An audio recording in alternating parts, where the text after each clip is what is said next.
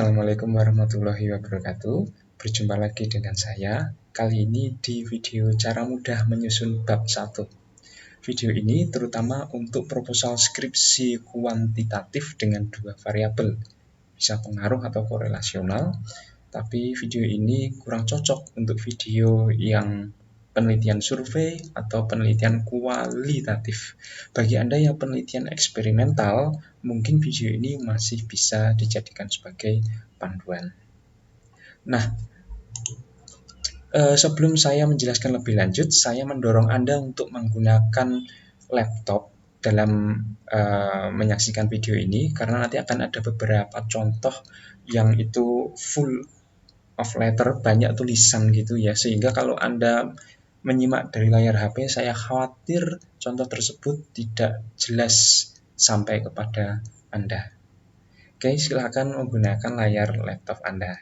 Nah, sebelum itu juga saya perlu menyampaikan mengapa bab 1. Nah, ada beberapa alasan, tapi yang paling utama adalah bahwasanya bab 1 ini adalah dari skripsi Anda. Tidak akan ada skripsi tanpa adanya fenomena yang dibahas pada bab 1. Bab 2 Anda mengumpulkan menulis teori. Di bab 3 Anda menulis metode. Tapi teori apa, metodenya seperti apa, itu pasti akan berpulang kepada bab 1. Maka dari itu, kemampuan untuk menegaskan adanya fenomena itu menjadi penting. Selain itu juga, mengapa bab 1? Kan di bab 1 Anda sudah harus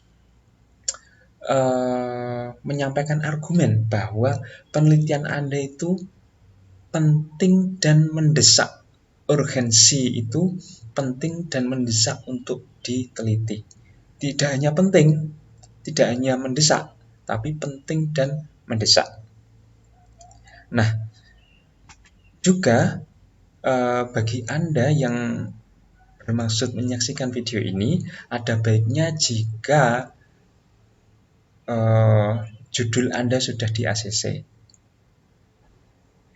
Kalau judul Anda belum di ACC, saya khawatir nanti fokusnya tidak dapat, karena fokus dalam video ini sangat tergantung dari judul yang sudah Anda susun, sudah Anda ajukan, dan sudah di ACC oleh dosen Anda.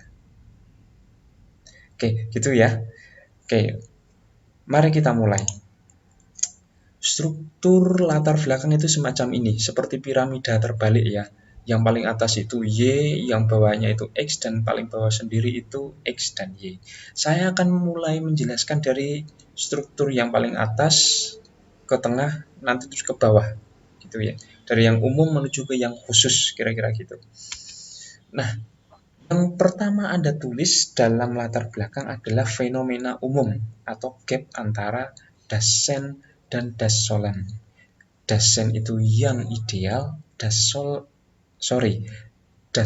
itu yang ideal, Dasein itu yang kenyataan. Atau antara harapan dan realita.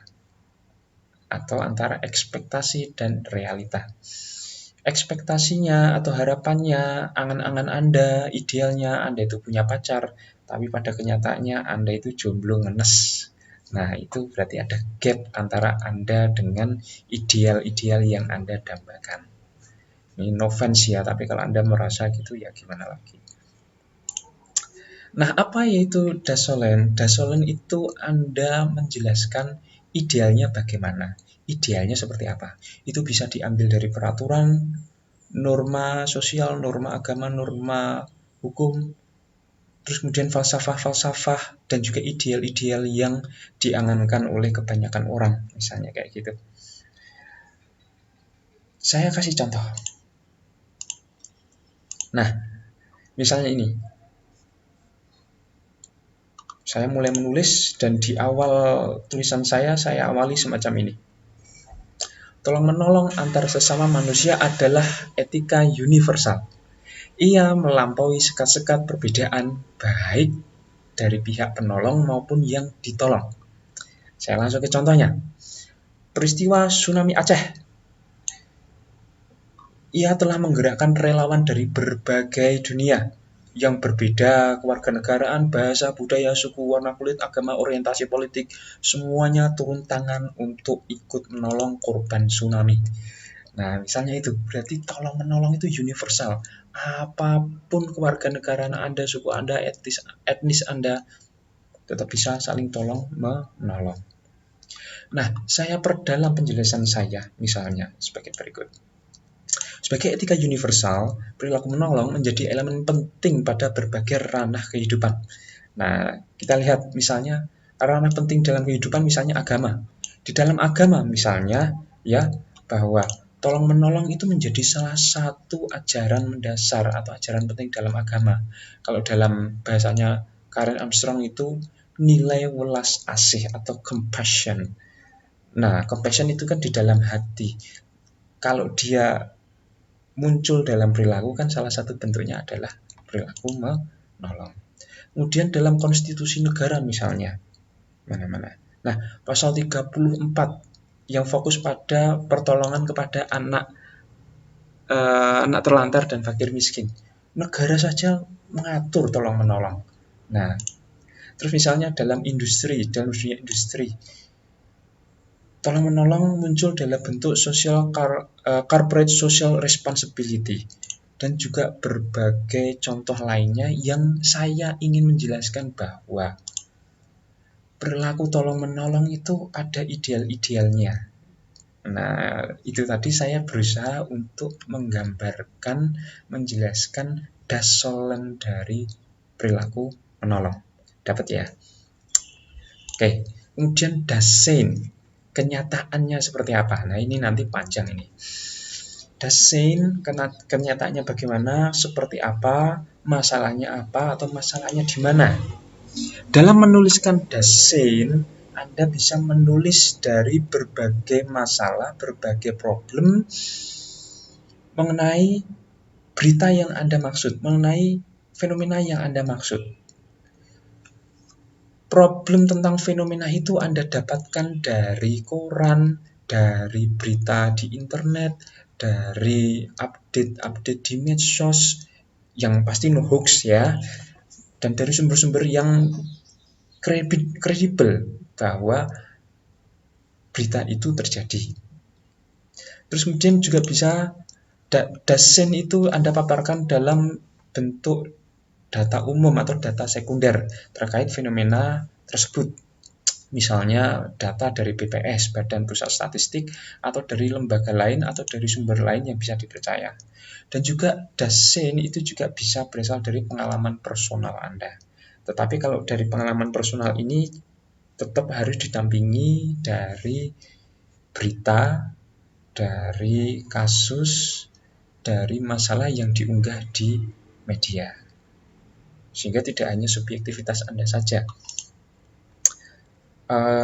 Sebelum ini. Nah, kita lihat contoh dari dasein dulu. Nah, ini kata kuncinya. Idealitas tolong-menolong seringkali bukan hal yang sederhana dalam realitasnya. Ini kata kuncinya, realitasnya. Kenyataannya tidak sederhana. Saya contohkan misalnya dalam kasus komuter lain, itu ternyata yang hamil, yang disabilitas, yang sakit, yang tua itu tidak mendapatkan tempat duduk. Malah mereka yang sehat berebut tempat duduk mainan HP, yang hamil tua dibiarin berdiri. Nah, itu harusnya di situ muncul tolong menolong kan, tapi tidak terjadi.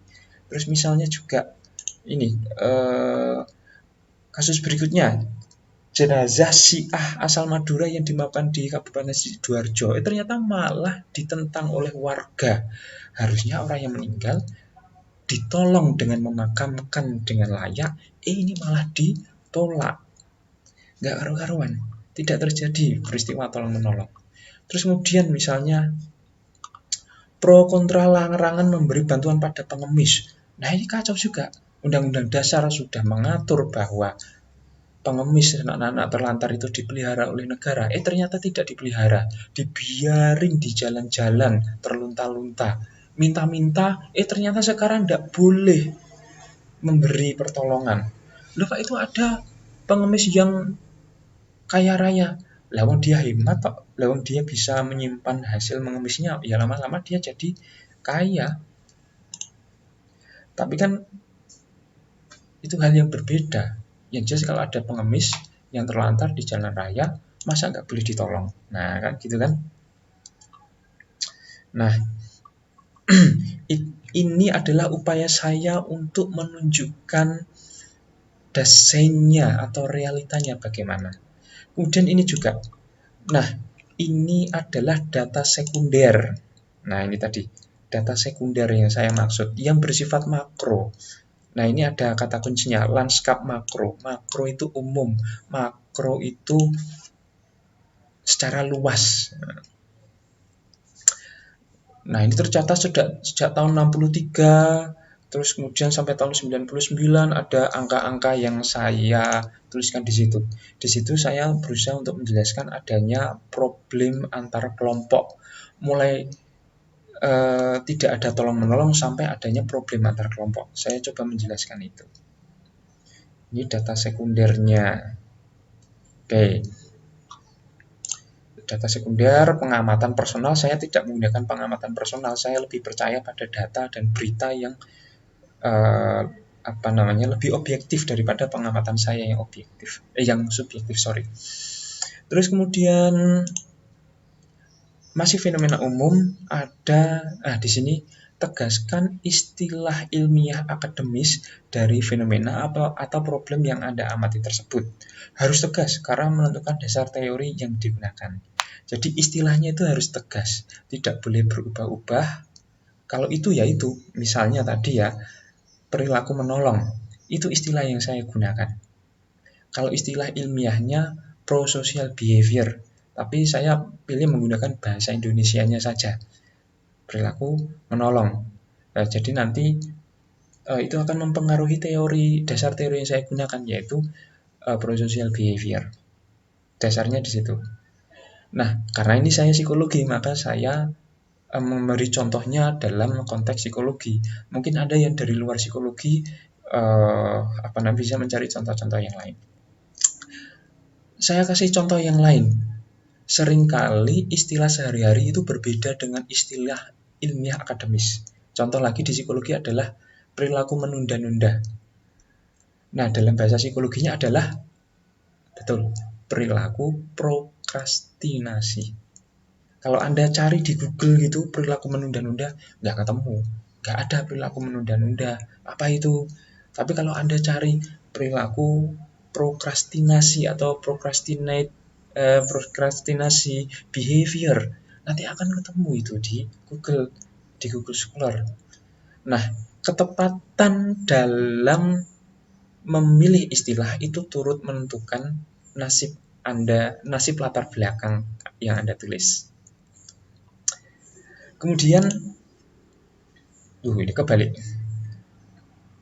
Dalam bagian ini harus ada statement bahwa problematika tersebut nyata dan terjadi secara luas.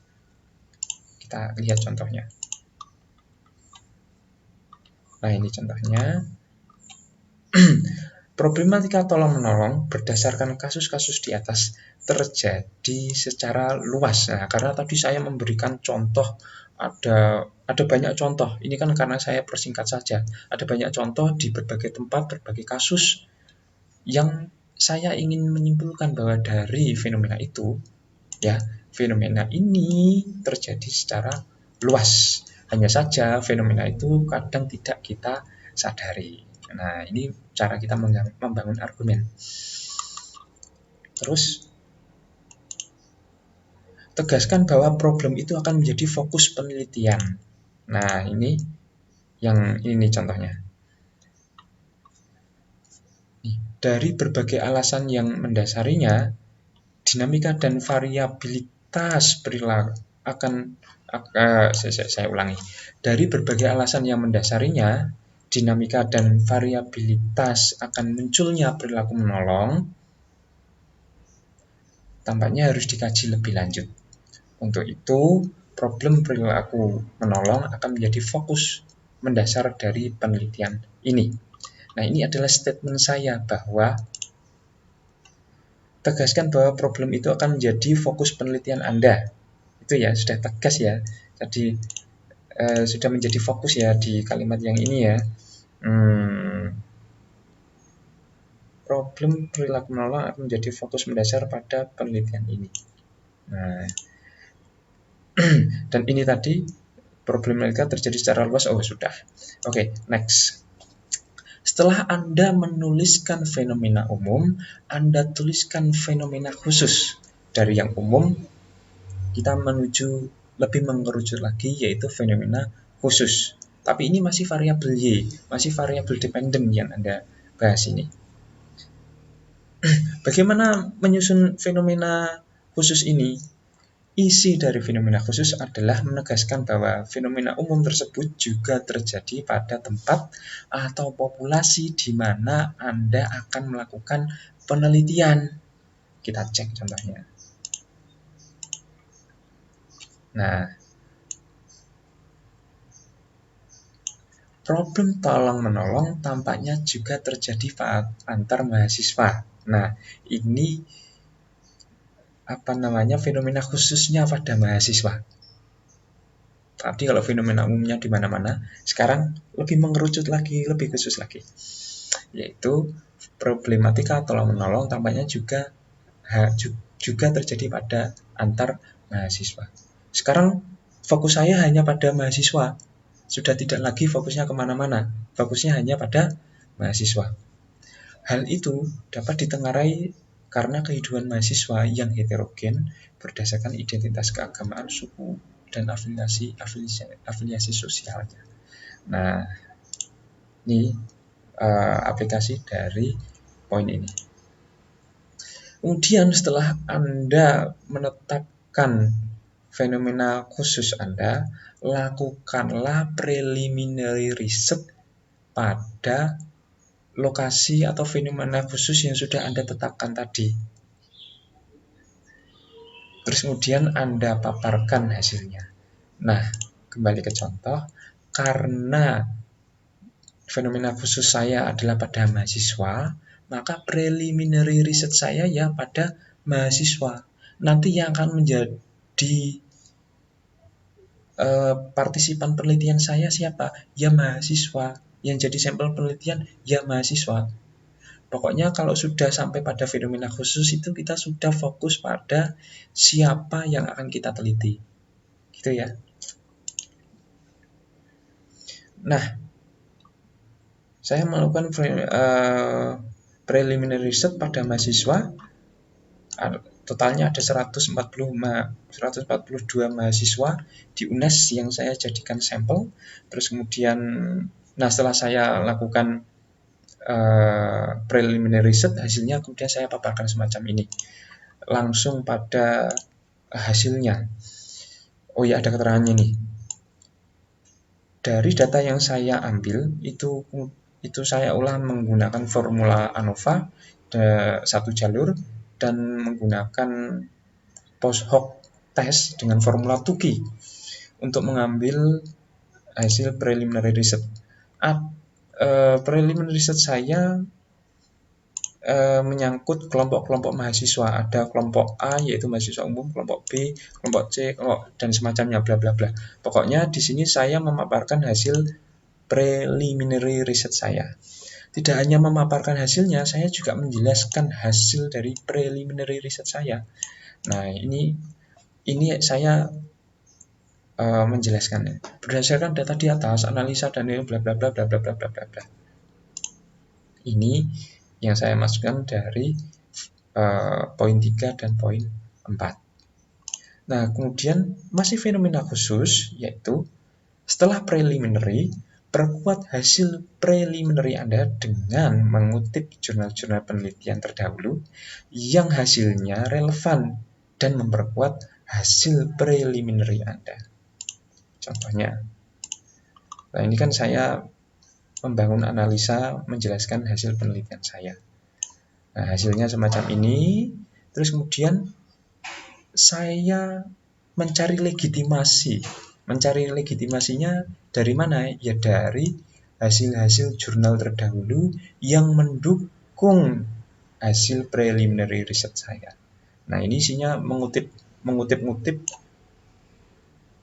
jurnal-jurnal terdahulu. Nah, di sini Anda mau tidak mau, suka tidak suka, harus mereview jurnal-jurnal yang relevan yang bisa Anda jadikan kutipan atau legitimasi. Nah,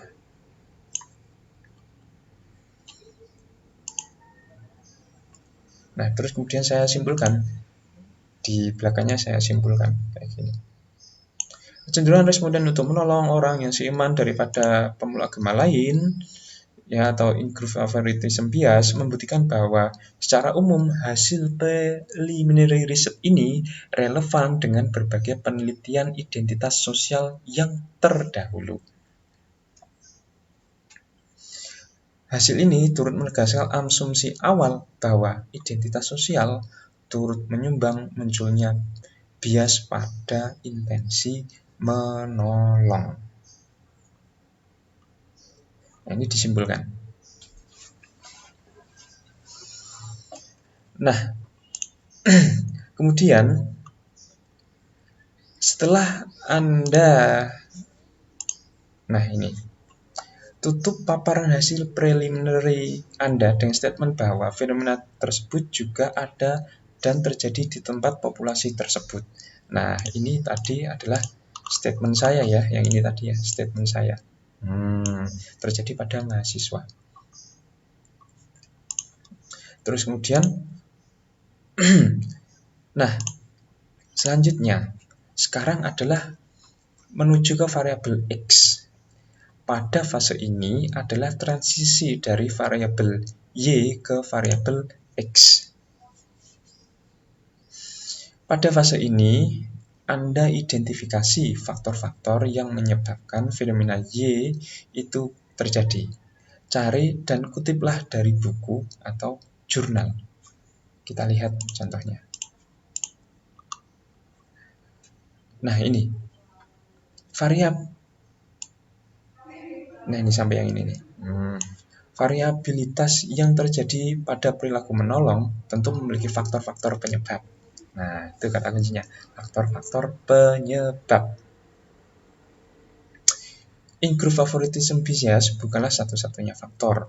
O'Shears menjelaskan faktor-faktor yang mempengaruhi perilaku menolong antara lain adalah kedaruratan akan kebutuhan menolong, kompetensi subjek akan menolong, bla bla bla bla bla bla bla. Ada 5 ini ya. Nah, terus kemudian, ini kan yang 7. Saya sampaikan triks. Di sini ada triksnya.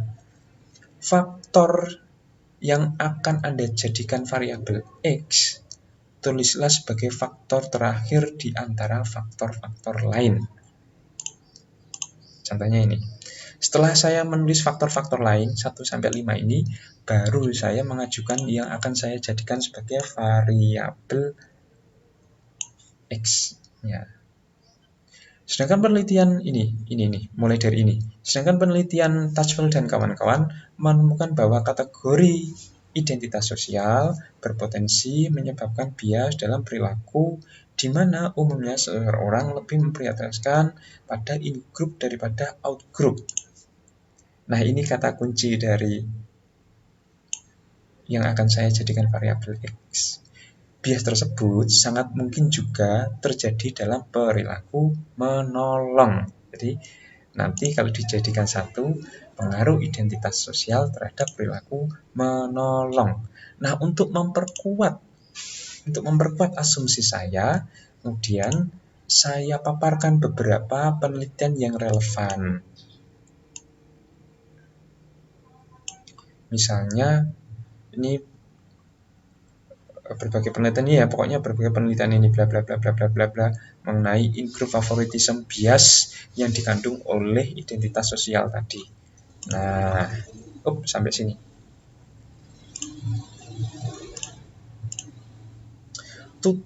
Kemudian tutup fase ini dengan argumen. Selanjutnya, penelitian ini akan lebih berfokus pada faktor tadi, misalnya identitas sosial sebagai variabel yang dapat mempengaruhi atau berkorelasi dengan fenomena di atas atau dengan variabel Y Anda. Nah, misalnya ini nih yang saya maksud. Asumsi tersebut selaras dengan hasil-hasil penelitian sebelumnya. Namun demikian, dampak identitas sosial terhadap perilaku menolong belum diteliti secara lebih spesifik. Maka penelitian ini bermaksud memfokuskan diri pada pengaruh identitas sosial terhadap perilaku menolong. Ini aplikasi dari poin 7. Nah, kemudian kalau sudah, sekarang kita fokus ke variabel X. Kalau tadi kan transisi. Nah, ini kan transisi dari variabel Y ke variabel X. Sekarang kita fokus ke variabel X-nya. Pertama, definisikan dan argumentasikan mengapa atau bagaimana variabel X tersebut bisa mempengaruhi atau berkorelasi dengan fenomena, yaitu variabel X variabel Y yang Anda angkat. Kita lihat contohnya. Ya, definisikan dan argumentasikan. Nah, ini mendefinisikan dulu nih. Nah, Dutchwell menyebut bahwa identitas sosial adalah konstruk psikologis berupa bagian dari konsep diri yang berasal dari pengetahuan bla bla bla bla bla bla. Saya sedang mendefinisikan. Nah, konsep awal ini sejarahnya dari penelitian mereka mengenai in-group favoritism bias. Nah, dalam in-group favoritism bias, ya, muncul kecenderungan bahwa anggota kelompok itu lebih memprioritaskan orang lain yang memiliki kesamaan identitas sosial dengannya. Nah, daripada orang yang outgroup tadi. Nah, terus kemudian untuk melegitimasi apa yang saya sampaikan ini, kemudian saya mereview dan mencantumkan jurnal-jurnal yang hasilnya mendukung asumsi saya bahwa identitas sosial itu turut mempengaruhi perilaku menolong. Nah, karena saya tidak bisa melegitimasi berdasarkan ucapan atau subjektivitas saya, maka saya mencari legitimasi dari jurnal-jurnal untuk mendukung asumsi saya. Ya, jurnalnya tidak harus saklek tentang itu, tetapi saya cari jurnal-jurnal yang itu isinya nyerempet-nyerempet dan bisa saya argumentasikan bahwa jurnal itu mendukung asumsi saya. Ya, saya harus melakukan review, Anda harus melakukan review jurnal. Nah, setelah nah ini yang saya maksud, Anda perkuat argumen melalui jurnal-jurnal tadi. Terus kemudian ini sudah Anda lihat contohnya ya. Terus kemudian 10. Pada fase ini, tutup fase ini dengan statement dapat diasumsikan dengan kuat bahwa faktor tersebut atau identitas sosial berkaitan dengan perilaku menolong. 10 ya, 10. Nah ini. Benang merah dari berbagai penelitian di atas bahwasanya anggota kelompok memiliki kecenderungan untuk mengutamakan in-groupnya dibanding out-groupnya. Dengan demikian, dapat diasumsikan dengan kuat bahwa konstruk identitas sosial ini berkaitan dengan bias antar kelompok. Dalam perilaku menolong, bila bias in-group tinggi, maka pertolongan kepada in-group lebih tinggi dibanding out-group. Nah, ini bahasa saya untuk menyusun asumsi bahwa ada loh pengaruhnya identitas sosial terhadap perilaku menolong. Ya, ini variabel X isinya semacam ini. Jadi kalau dalam variabel X Anda jangan putus asa untuk mencari jurnal-jurnal yang mendukung asumsi Anda. Karena ini masih asumsi kan, belum diteliti. Nah, penelitiannya ya kan nanti kalau Anda sudah ambil data di lapangan. Berikutnya, kita sampai di struktur paling bawah atau paling khusus. Nah, Pak, pada struktur yang paling buncit ini, intinya adalah pada urgensi penelitian. Pada urgensi penelitian ini, uraikanlah mengapa penelitian ini penting dan mendesak untuk dilakukan. tidak hanya penting tetapi mendesak, tidak hanya mendesak tetapi juga penting untuk diteliti. Misalnya, Anda harus bisa menyusun argumen dan meyakinkan sidang pembaca, dalam hal ini adalah pembimbing Anda, bahwa penelitian ini penting untuk memahami masalah lebih mendalam. Misalnya itu. Kemudian penelitian ini penting dan mendesak karena belum pernah dilakukan atau jarang dilakukan atau belum pernah dilakukan di Indonesia atau belum pernah dilakukan pada mahasiswa atau belum pernah dilakukan pada subjek yang akan Anda teliti. Sehingga di situ ada novelty-nya. Apa itu novelty? Novelty itu kebaruan, keunikan, sesuatu yang berbeda dari yang lain. Nah, ini yang nilainya tinggi, ada novelty dari penelitian Anda, tidak hanya penelitian yang sudah jenuh, variabel jenuh gitu. Nah, tapi setiap penelitian memang idealnya harus ada novelty-nya. Nah, Anda harus menemukan novelty dari penelitian Anda. Kemudian penelitian Anda itu menjadi urgen apabila bisa menjadi dasar ilmiah bagi rancangan public policy yang sedang disiapkan oleh pemerintah. Pemerintah ini sedang menyiapkan policy tentang COVID. Nah, Anda sebagai peneliti langsung meneliti supaya hasil penelitian Anda itu bisa dijadikan dasar bagi public policy tentang COVID. Atau misalnya penelitian Anda itu menjadi dasar dari program pengembangan yang penting. Nah, ini biasanya untuk penelitian yang research and development. Nah, terus kemudian riset Anda ini menjadi solusi dari problem tertentu. Nah, ini yang terakhir ini juga biasanya untuk penelitian yang research and development. Nah, kita lihat contohnya. Nah, ini bagaimana cara saya menyusun urgensi penelitian. Teman-teman penelitian tampak memperkuat dugaan peneliti bahwa kategori-kategori identitas sosial berdampak pada tinggi rendahnya perilaku menolong yang muncul. Dalam konteks mahasiswa, dugaan tersebut layak untuk ditindaklanjuti sebagai penelitian empiris. Adapun poin-poin yang mendasari urgensi pelaksanaan penelitian diantaranya adalah, nah ini, 1, 2, 3. Nah, gini ya silakan Anda baca sendiri. Kemudian, nah, urgensi penelitian ini juga nanti berkaitan dengan rumusan masalah, tujuan dan manfaat penelitian. Jadi kalau Anda menulis rumusan masalah, tujuan dan manfaat penelitian, itu nanti kaitkan dengan urgensi penelitian Anda. Nah, ada yang lupa nih. Nah, ini cara Anda atau cara saya menutup latar belakang saya. Berdasarkan kajian di atas, peneliti berpendapat bahwa studi identitas sosial sangat relevan, belum banyak tereksplorasi, secara urgen dilakukan dalam konteks kemahasiswaan. Hal ini karena ciri mahasiswa yang heterogen, terutama dalam identitas suku, keagamaan, ras, dan golongan-golongan. Ini masih bisa saya tambahkan banyak lagi. Masih bisa alasan argumen yang saya tambahkan di sini. Nah, ini sebagai contoh kira-kira semacam ini saja untuk menutup latar belakang masalah. Nah, ada satu poin yang saya lupa menjelaskan. Tadi di atas saya mencontohkan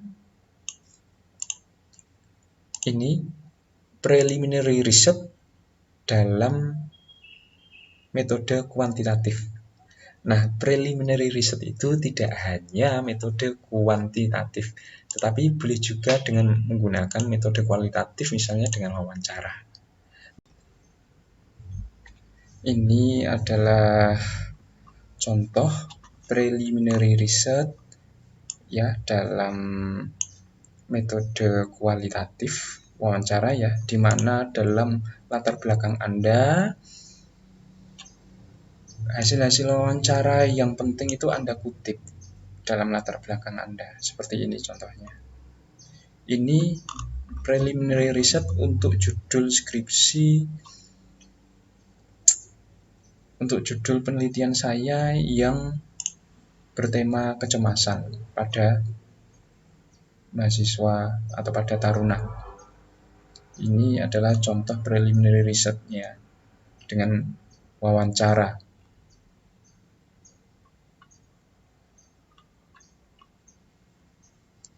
Ini saya paparkan gini, saya kutip-kutip yang penting dari wawancara yang saya lakukan.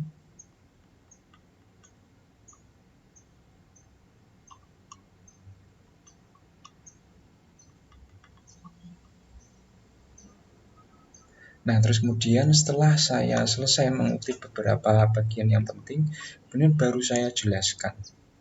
Saya jelaskan bahwa di sana tuh terjadi semacam itu. Nah, saya jelaskan, terus kemudian di bawahnya saya perkuat dengan jurnal-jurnal yang mendukung hasil wawancara saya, yang mendukung preliminary research saya, baik yang kuantitatif maupun yang kualitatif sama. Artinya sama, cara pertama data disajikan, terus kemudian dibahas, terus kemudian mencari legitimasi dari jurnal-jurnal yang mendukung hasil preliminary research Anda. Tadi di kuantitatif kan juga begitu, di kualitatif pun sama. Itu ya, itu penjelasan saya mengenai preliminary research. Tadi ada yang kelupaan. Nah, kemudian yang ada beberapa catatan terkait dengan latar belakang ini. Pertama, banyak cara untuk menyusun latar belakang. Jadi latar belakang itu tidak hanya seperti yang saya contohkan ini, ada banyak cara untuk menyusun latar belakang. Ini hanya salah satunya saja. Penulisan latar belakang yang baik atau yang paling oke saya kira adalah yang sesuai masukan dosbing, dosen pembimbing. Karena gaya penulisan selingkung di fakultas atau di prodi itu berbeda-beda. Saya di psikologi ya umumnya begini. Mungkin di prodi Anda yang dari prodi lain gaya selingkung penulisan latar belakangnya berbeda. Nah, yang paling utama adalah sesuai dengan masukan dosbing. Kalau latar belakang yang saya contohkan ini tidak sesuai dengan masukan dosbing, ya yang dipakai adalah yang sesuai dengan dosbing Anda. Terus kemudian, nah, contoh struktur latar belakang ini bersifat generik untuk kuantitatif dengan 2 variabel. Kurang sesuai untuk penelitian survei maupun penelitian kualitatif. Kalau eksperimen masih cocok lah saya kira. Nah, terus kemudian for your information nih, bagi Anda yang sedang mengerjakan skripsi atau proposal skripsi. Pertama, proses skripsi itu proses bimbingannya hanya 50%. 50% yang lainnya adalah proses bimbingan mental, bukan bimbingan skripsi. Seringkali mahasiswa itu hanya siap untuk bimbingan skripsi, tetapi tidak siap untuk bimbingan mental. Padahal mungkin yang lebih berat dari bimbingan skripsi adalah bimbingan mental. Beradu argumen dengan dosen, harus lembur setiap malam, mencari dosen ke sana kemari, terus kemudian mengkaji literatur berbahasa Inggris, terus kemudian mencari validasi dari ahlinya, belum lagi pacar yang ngajak berantem, belum lagi anak kontrakan yang malas-malas ngerjain skripsi sehingga Anda ikut-ikutan malas. Ya, berbagai hal yang menyebabkan Anda malas atau tertunda mengerjakan skripsi di-cut dulu, dihentikan dulu. Kalau pacar Anda rewel, udah putusin aja dulu. Nanti setelah skripsi balikan. Nah, kalau kecemplungan kalian gak apa-apa, tetap enak. Nah, terus kalau misalnya anak kontrakan di kontrakan Anda, di kos Anda itu pada malas-malas, Anda pindah kos saja, pindah kontrakan, berkumpullah dengan teman-teman Anda yang semangat mengerjakan skripsi. Maka semangat Anda untuk mengerjakan skripsi akan tetap terjaga. Terus kemudian, nah ini, skripsi kalau boleh saya bocorkan, yang paling berat adalah bab 1. Karena menyusun latar belakang masalah 15 halaman, sekian halaman itu nggak mudah. Apalagi Anda yang tidak terbiasa menulis, nggak pernah menulis grodal-gradul, struktur kalimat nggak jelas, mana subjek, predikat, objek, organisasi kalimatnya kacau. Pasti 15 halaman itu terasa seperti neraka. Nah, ini supaya Anda tetap bisa bersemangat ya. Ketahuilah bahwa yang paling berat itu bab 1. Kalau bab 1 sudah beres, bab 2, bab 3, bab 4, bab 5 itu akan lebih mudah. Karena seringkali kakak kelas Anda itu tersendat-sendat di bab 1. Tapi begitu bab 2, bab 3, bab seterusnya beres. Lancar aja ya. Nah, terus kemudian nih, mohon perhatikan, skripsi yang bagus adalah skripsi yang selesai. Anda boleh skripsi idealis, Anda boleh skripsi 10 variabel, Anda boleh skripsi dengan bahasa Inggris. Tapi kalau nggak selesai, itu bukan skripsi yang bagus. Skripsi yang bagus adalah skripsi yang selesai. Nah, kemudian saya harap Anda tetap semangat mengerjakan skripsi sampai selesai. Itu ya. Terima kasih atas partisipasi Anda. Saya kira video saya ini sudah cukup sampai di sini. Kita akan berjumpa pada video-video yang lain. Assalamualaikum warahmatullahi wabarakatuh.